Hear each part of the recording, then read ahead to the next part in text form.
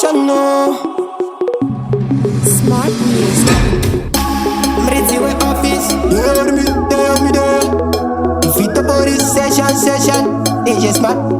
Awi yang mentas. Pandicha puti eskan. Uri seinya kaskana. Dine kanyen dipenguva yakakwana. Nice to meet you tiri kufara kusankan. Wauya kupalasi chigara timbosivana. Welcome to Kena nyika ye uchine mkaka. Uchida chocolate vanilla kana chakalaka. Achako kusharutsa ya unoti inonaka. Toita zvikufara tomira kuumbadaka. Konditi sembo you think atitambe ichi game. Tindi parudo rwakaonda semvura yemudhemu. Tapirisa izvinu kunge chingwa chine jemu. Takutamba ingori chute hapana chetiza irakaora.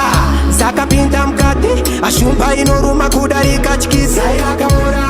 Saka pinta mkati ashumba inoruma kudarika chikisa irakaora.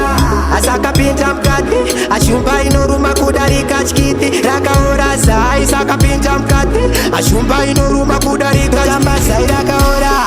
Atombomira zvemajoke sagadzira playlist yemudj box. Ndokupa $1 million love waitengwere mabucks. Ndapengeswa newe kunge extra large nonox. Hey daddy, you know my wiki respond. Ndikatarisa shure ntoita pillar of salt. Take me to another level, really treat me hot. Iwewe unemosha mdija tichitiza irakaora.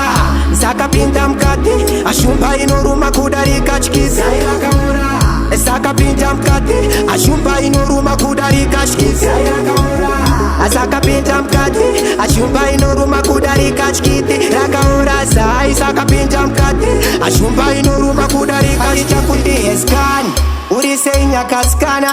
Dine kanyen dipenguva yakakwana. Nice to meet you tiri kufara kusankana. Wauya kupalasi chigara timbosivana. Welcome to Kena nyika ye uchine mkaka. Uchida chocolate vanilla kana chakalaka. Achako kusharutsa ya unoti inonaka. Toita zvikufara tomira kuumbadaka. Konditi sembo you think atitambe ichi game. Tindi parudo rwakaonda semvura yemudhemu. Tapirisa izvinu kunge chingwa chine jemu. Takutamba ingori chute hapana notiza irakaora.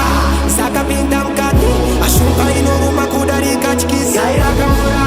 Saka pinta mkati ashumba inoruma kudarika chikisa irakaora. Saka pinta mkati ashumba inoruma kudarika chikiti rakaora zai. Saka pinta mkati ashumba inoruma kudarika chikisa irakaora. Pinta mkati ashumba inoruma kudarika chikiti rakaora zai. Saka pinta mkati